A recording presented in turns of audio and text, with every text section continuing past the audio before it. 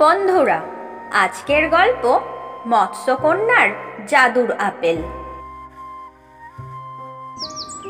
সে অনেককাল আগের কথা। এক গাঁয়ে বাস করত এক ছোট্ট মেয়ে। তার নাম ছিল টুনি। সে তার মায়ের সাথেই থাকত। দুঃখে কষ্টে তাদের দিন কেটে যেত। তার মা পড়শির বাসায় কাজ করে কোনো মতে তাদের সংসার চালাতো।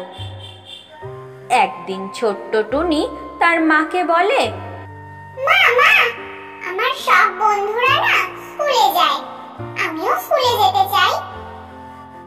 তখন তার মা তাকে বলল, মা রে, আমি তো তোকে ঠিকমতো খেতেই দিতে পারি না, তোর পড়াশোনার খরচ কিভাবে চালাই বলতো?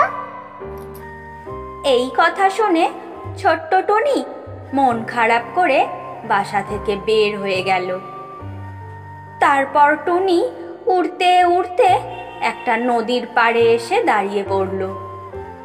আর ঠিক তখনই জলের নিচ থেকে ভেসে ভেসে এক মৎস্যকন্যা ওপরে উঠে আসলো। তখন মৎস্যকন্যা টুনিকে জিজ্ঞেস করল, তুমি কে গো? তোমার মনে এত কেন দুঃখ? তখন টুনি সব ঘটনা মৎস্যকন্যাকে জানালো।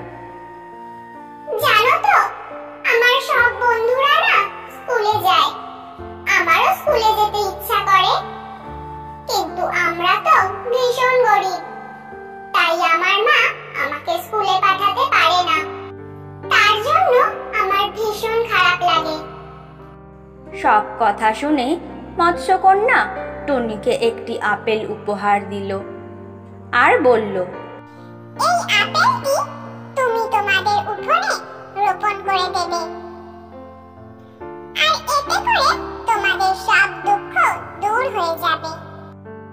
আপেলটি পেয়ে টুনি অনেক খুশি হয় এবং মৎস্যকন্যাকে ধন্যবাদ দিয়ে সে তার বাসার উদ্দেশ্যে রওনা হয়। তারপর টুনি বাসায় এসে তার মাকে ডাক দেয়, মা মা, দেখো আমি কি নিয়ে এসেছি। তখন তার মা বাইরে আসে আর এসে জিজ্ঞেস করে, কি হয়েছে রে মা, এভাবে ডাকছিস কেন? তারপর টুনি তার মাকে সব কথা খুলে বলে। এরপর তারা জাদুর আপেলটাকে উঠোনে রোপণ করে চলে যায়। পরদিন সকালে উঠে তারা দেখতে পায় বাড়ির উঠানে এক বিশাল বড় আপেল গাছ এবং তাতে অনেক আপেল ধরে আছে। এই দেখে তো তারা মা মেয়ে অনেক খুশি হয়ে যায়। এরপর টুনির মা আপেলগুলো পেড়ে বাজারে বিক্রি করতে গেল এবং বিক্রি করে সে অনেক টাকা পেল। এভাবেই তাদের দুঃখের দিন শেষ হলো আর তারা হাসি খুশি জীবন কাটাতে লাগলো। তাহলে বন্ধুরা, আজকের গল্পটি তোমাদের কেমন লাগলো সেটা কমেন্ট করে জানাতে ভুলো না কিন্তু। আর হ্যাঁ, ভিডিওটিতে একটি লাইক করে চ্যানেলটিকে সাবস্ক্রাইব করে আমাদের পাশে থেকো। সকলে ভালো থেকো, সুস্থ থেকো।